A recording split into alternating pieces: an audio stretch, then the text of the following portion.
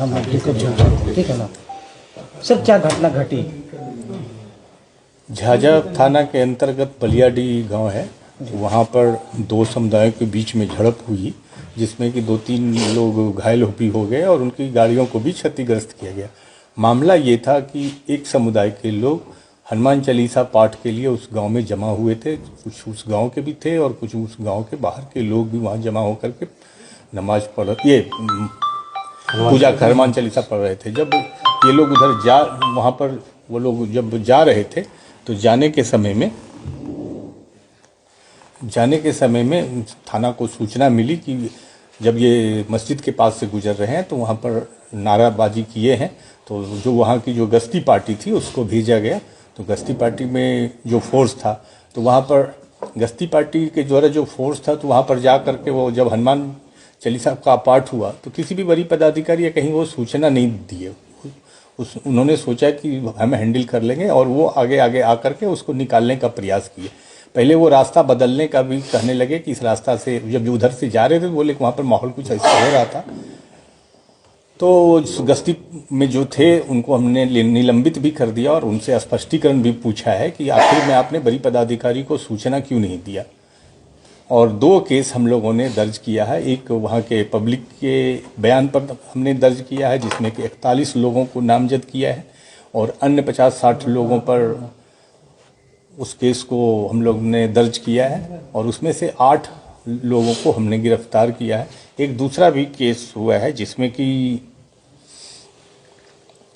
वो जो बिना लाइसेंस का बिना ऐसे ही जुलूस जमावाड़ा लगाए थे और आपत्तिजनक नारा लगाए थे और विद्वेष फैलाने का जो कोशिश किए थे तो उसके लिए भी एक केस को दर्ज किया गया है। दोनों में कार्रवाई चल रही है और हम लोगों ने दोनों जगहों पर, चूँकि जो जिनको चोट लगी थी वो जमुई थाना अंतर्गत थे, तो यहाँ पर भी हम लोगों ने शांति समिति की बैठक की। वहाँ पर भी हम लोग जा कर के शांति समिति का बैठक किए और अभी माहौल शांतिपूर्ण है। सर, मिली जानकारी के अनुसार से वहाँ बताया जा रहा है कि कार्यक्रम समाप्त है तब ये घटना हुआ और उस वक्त जो पुलिस प्रशासन थे उस रास्ते से आने से रोक भी रहे थे। तो उसके बाद नहीं मानने के बाद ये घटना घटी है मस्जिद के पास। हाँ, वो ये लोग को बोले कि इधर से नहीं जाना, वो सेफ रास्ता एक था, उधर से ले जाने के लिए वो चाह रहे थे। लेकिन कुछ लोगों ने जो वहाँ पर जो पूजा पाठ कर रहे थे बोला कि नहीं हम इसी रास्ते से जाएंगे।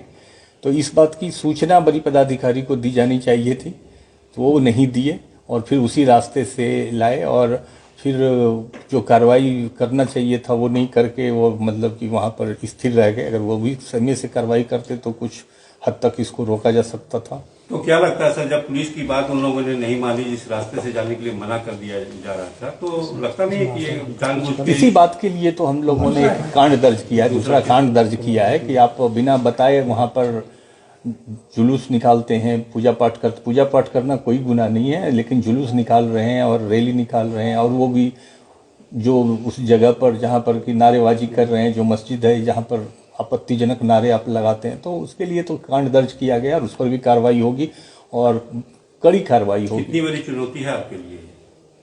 ठीक है, चुनौती तो इस टाइप का पुलिस में आता रहता है, बट हम इतनी कस के कार्रवाई करेंगे कि भविष्य में इसकी पुनरावृत्ति न हो, इतना तो हम कस के कार्रवाई करेंगे। 2017-18 में कुछ इसी तरह की घटना जमुई में हुई थी जिसके चलते जमुई का माहौल खराब हुआ था। हाँ, माहौल खराब करने के लिए कुछ अराजक तत्व होते हैं, इस तरह के लोग होते हैं जो कि चाहते हैं कि हम समाज का माहौल खराब करें। हम आप लोगों के माध्यम से ये संदेश देना चाहते हैं कि जो अफवाह है, अफवाह न फैलाएं, समाज में शांति बनाए रखें, शांति व्यवस्था में सहयोग दें और हम आपके साथ हैं। स्थिति पर काबू करने के लिए बाहर से भी पुलिस बल की मांग की गई है या तैनाती की गई है? हाँ, जरूरत होता है कभी कभी, हर जगह पर हम लोगों ने एहतियातन बाहर से भी कुछ बल मंगाए हैं। अभी स्थिति क्या है सर? अभी स्थिति शांतिपूर्ण है। तो उन्हें क्या संदेश देना चाहेंगे जो इस माहौल को और भी खराब करने का प्रयास करने वाले? वो निश्चित तौर पर ये जान लें कि उन पर कस के कार्रवाई होगी और वो अपने मकसद में कामयाब नहीं होंगे।